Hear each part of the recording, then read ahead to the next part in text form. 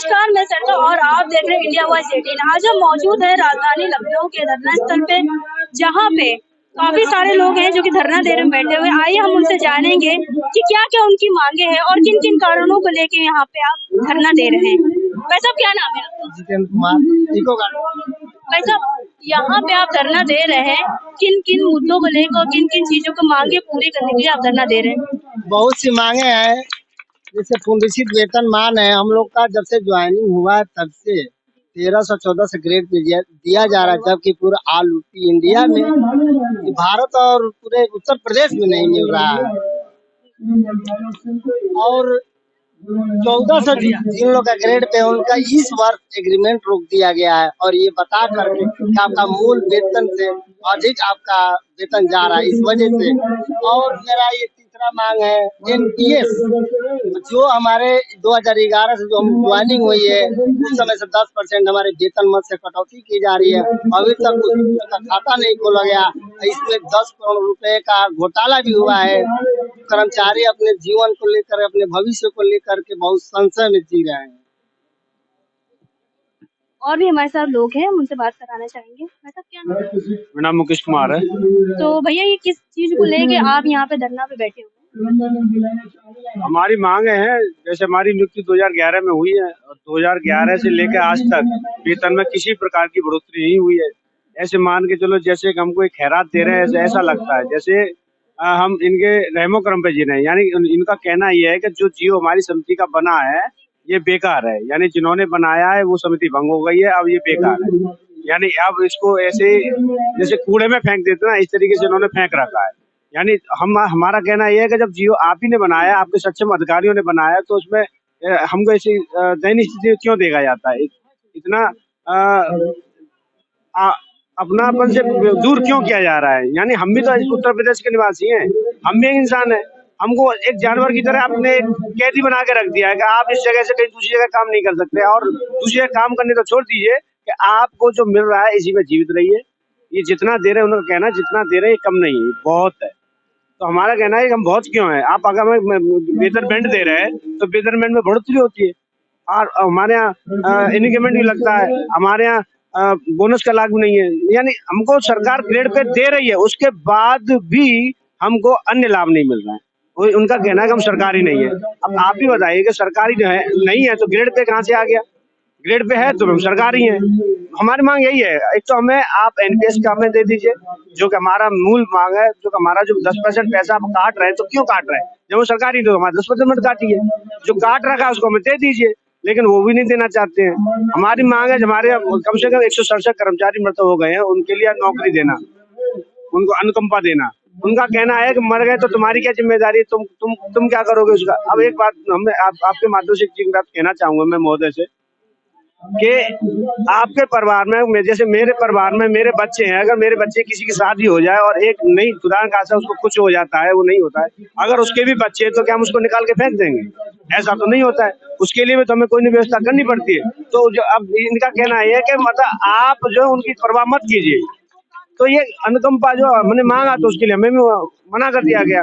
बात अब ये आ रही है कि पुनिश्चित वेतनमान, जो वेतन वृद्धि होती है हमारी 1300 ग्रेड पे से जैसे बढ़ना होता है, 1800 में जाना होता है, तो उसके लिए मना कर रहे हैं। फिलहाल अभी हम कल मांग के लिए गए तो उन्होंने इस चीज को स्वीकार किया है कि इस बात को हम आपकी रखेंगे और इसको जल्द से जल्द पूरा करेंगे। एनपीएस के लिए उन्होंने बोला है, मृतक आश्रित के लिए भी बोला है, और हमारी जो नियमावली है उसमें 58 साल रिटायरमेंट है, तो उसमें अब 60 साल के लिए प्रावधान बना दिया गया, बोर्ड मीटिंग में पास हो गया है, जिसको अभी तक हमारे यहाँ लागू नहीं किया, तो उस पर भी विचार बनाए। बाकी बात ये आती है 7वां वेतनमान आज तक 2016 से लगा है, 2023 चल रहा है, आज तक लागू नहीं हुआ। और उसके बाद एसीपी लाभ में हम लोग आ गए हैं, 10 साल की नियुक्ति हम नौकरी पूरी कर चुके हैं, और उसके लिए मना किया जा रहा है। तो हम कहना चाह रहे हैं कि जब आप वेतनमेंट हमको दे रहे हैं तो इसके लिए क्यों मना किया जा रहा है? हमारी मूल मांग है, जब आप हमसे दुर्व्यवहार क्यों कर रहे हैं? हम आपके हैं, अपने हैं, आपने हमें नियुक्त किया है, आपने हमें बुलाया है, हम 400 किलोमीटर दूर से यहाँ आके नौकरी कर रहे हैं, तो क्यों कर रहे हैं? हम अपने परिवार के लिए कर रहे हैं और आपके लिए कर रहे हैं। और उसी में हम हमारे से बेरादाब बनाए, हम काम कर रहे हैं, काम नहीं कर रहे हैं तो ये आप हमसे करवाइए ना। मना कर रहे हैं और हमारे तो हमने तो मना नहीं किया है, क्योंकि हम अपना 400 किलोमीटर अपना घर बार छोड़ कर आए, मित्रों को छोड़ कर आए, माँ बाप को छोड़ कर आए, परिवार को छोड़ कर आए, तो हम काय के लिए आए?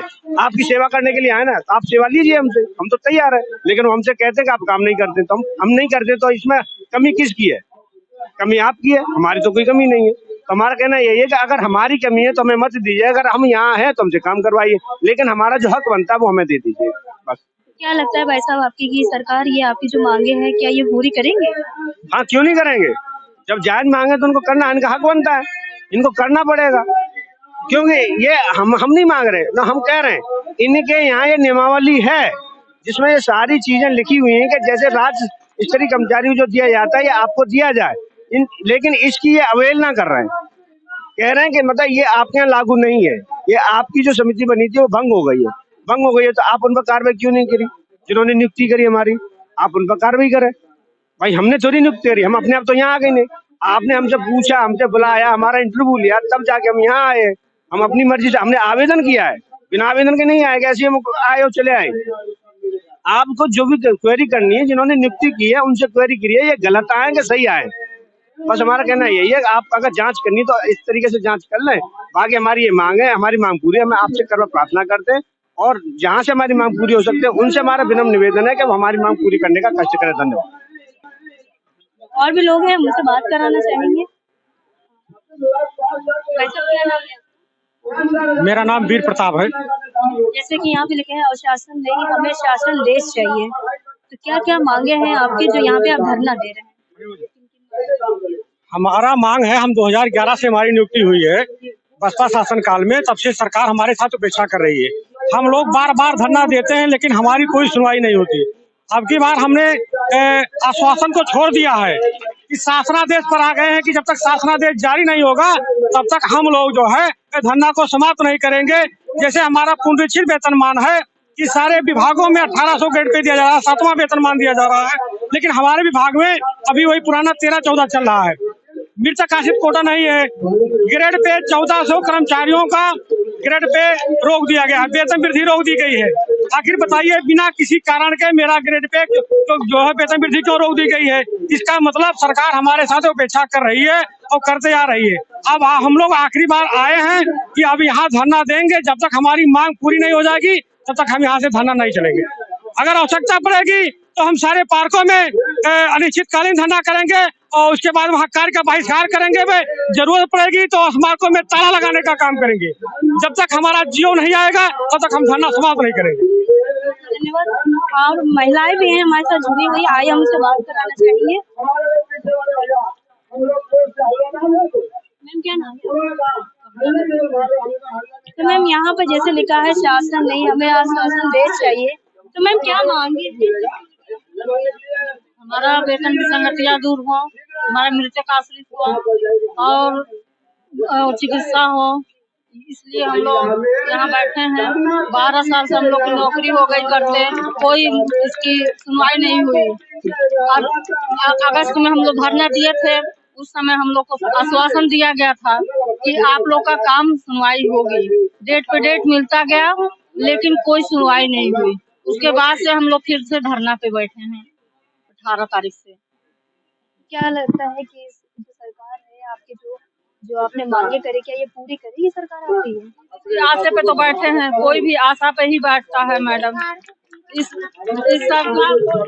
सरकार को पूरा करना पड़ेगा, वरना पूरा लखनऊ हिला देंगे। जो हम लोगों के कर्मचारियों की वजह से ही पूरा लखनऊ जो चमर रहता है ना, इसमें इसी लैट्रिन बाथरूम बह जाएगी ना, जो बदबू के मारे कोई बैठ नहीं पाएगा। जो सब हमारी सफाई करी हुई में जो अधिकारी तो चकाचक बैठते हैं ना कुर्सी पे, बैठ नहीं पाएंगे। ये हमारा फायदा है। बहुत सारी महिलाएं हैं, उन्होंने बोला है जिस तरीके से मांगे करी है, धरना स्थल बैठी है। आइए और भी महिलाएं हैं, उनसे बात कराना चाहेंगे। हमारे हस्बैंड इसमें जॉब करते थे, 2014 में एक्सपायर हो गए हैं। जब से हम बराबर लड़ाई लड़ रहे हैं, कोई आज तक छुट्टी नहीं मिली है।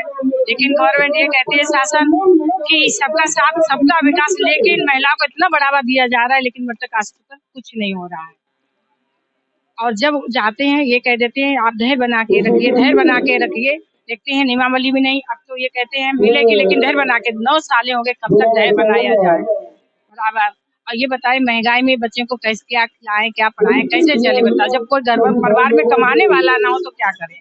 इसमें मेडिकल भी नहीं है, तो मेडिकल होता तो हम अपने हस्बैंड के साथ इलाज करा लेते तो कुछ होता नहीं होते। मैं इलाज भी नहीं करा पाई पैसे की समस्या की वजह से।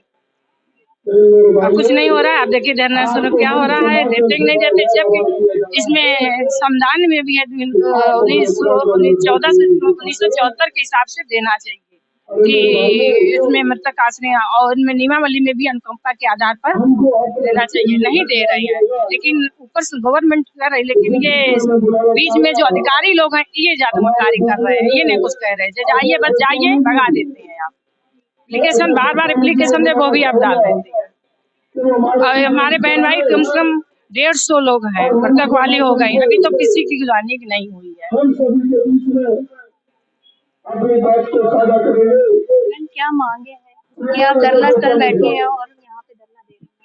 जी मैम, मैं चाहती हूँ कि हमारे भी हस्बैंड रिटायर हो गए हैं, 10 साल हो गए, अभी तक कोई नौकरी नहीं मिली है। 4 बच्चे हम कैसे पालते हैं, कैसे पोलते हैं, उनको ये समझ में नहीं आता है। ठीक है। और दूसरी बात, बेटियां भी यही रास्ता देखती हैं। बेटियां हैं मेरी, यही कहती हैं कि आज तक ऐसा नहीं हो रहा है। इतने साल हो गए मेरी मम्मी दौड़ते हुए, कोई भी अधिकारी नौकरी के लिए नहीं हाई कर रहा है और बहुत तंग कर रहे हैं। ये बताइए मैम, मैं कैसे बच्चे को पालूं, कैसे क्या करूं। 4 बेटियां हैं, कैसे क्या करूं ये बताइए। ना कहीं से नौकरी मिले, ना कोई पैसा मिल पाया। इतने दिन से हम लोग यहाँ पे आ रहे हैं, कुछ हो ही नहीं पा रहा। 10 साल लेकर दौड़ते दौड़ते यहाँ से LDA सचिव BC, बस यही कहते हो रहा है कब होगा। फाइल को दबा के रखे हैं, ये कब नहीं होगा, कुछ भी नहीं बता रहे मैडम। क्या करें हम लोग, कहाँ जाए। जब ई लोगन के पास होता, ये लोग मर जाते हैं ना तो तिलक नौकरी मिल जाती, पैसा मिल जाता। हम लोग गरीब आदमी हैं, यहाँ किराए पे मकान में रह रहे हैं, कैसे बच्चों को पाल रहे हैं। बेटियां सयान हो गई हैं, शादी ब्याह के लिए हम लोग कहाँ से पैसा लाएंगे। किस रास्ते से आए थे, कहाँ पे हम लोग बैठे। जैसे कि बहुत सारी महिलाएं हैं, काफी आप भी देख सकते हैं कि कितनी इमोशनल हो चुकी हैं, अपनी मांगे हैं रखी हुई हैं। और भी लोग हैं, हम उनसे बात कराना चाहेंगे।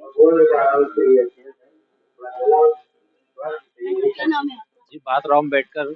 हम यहाँ पे कार्मिक हैं, कर्मचारी हैं और यहाँ पे हम लगभग 13 सालों से काम कर रहे हैं, जिसमें कि हम लोग अल्प वेतन पे काम कर रहे हैं, जिसमें घर चलाना बहुत मुश्किल हो गया है।